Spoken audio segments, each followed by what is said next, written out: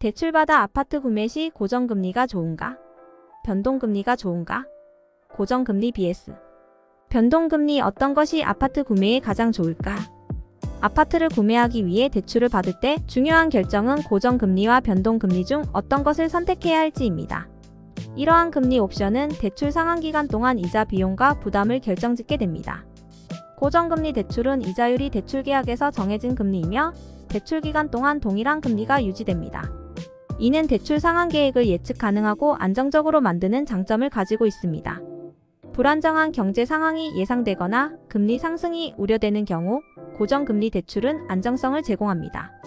하지만 만약 금리가 하락한다면 고정금리 대출은 더 높은 이자 비용을 변동. 금리 대출은 대출 기간 동안 이자율이 변동할 수 있는 대출 옵션입니다. 이는 변동하는 금리에 따라 이자 비용이 변동하므로 경제 상황이 좋을 때 이점을 얻을 수 있는 장점이 있습니다.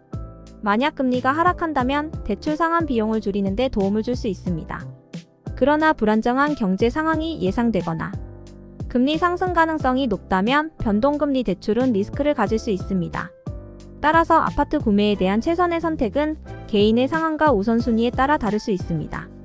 안정적인 대출 상환을 원한다면 고정금리 대출이 좋은 선택이 될 수 있고, 경제 상황 및 금리 변동에 따라 이점을 얻고 싶다면 변동금리 대출이 좋은 선택일 수도 있습니다. 그러나 어떤 금리 옵션을 선택하든지 간에 중요한 것은 신중한 판단과 결정입니다. 대출 금액, 상환 기간, 현재 경제 상황 등을 고려하여 어떤 금리 옵션이 개인에게 가장 적합한지를 판단해야 합니다. 특히 금리의 상승 및 하락 가능성과 개인의 재정 상황을 종합적으로 고려하여 선택해야 합니다. 주택시장의 변동성과 금리 변동성을 고려하면서도 안정적이고 가장 이익을 가져다 줄 수 있는 금리 옵션을 선택하는 것이 중요합니다. 이상으로 대출받아 아파트 구매 시 고정금리가 좋은가? 변동금리가 좋은가? 에 대한 내용을 정리하였습니다. 고정금리와 변동금리는 각각 장단점을 가지고 있으며 개인의 우선 선택에 따라 어떤 금리 옵션이 아파트 구매에 가장 적합한지 결정되어야 합니다. 어느 측면이 더 중요한지, 안정성을 우선시할지 아니면 이자 비용을 최소화하여 이익을 추구할지 고려해야 합니다. 변동성이 높은 주택시장이나 경제 상황에서는 안정적인 고정금리 대출이 유리할 수 있습니다. 하지만 예상치 못한 금리 하락이나 경기 반등 가능성을 고려해도 변동 금리 대출을 선택하는 것도 생각할 만합니다. 어떤 선택을 하든 상황을 분석하고 신중한 판단을 해야 합니다. 결론적으로 대출받아 아파트 구매 시 고정 금리와 변동금리 중 어떤 것을 선택해야 하는지는 개인의 상황과 우선순위에 따라 다를 수 있습니다.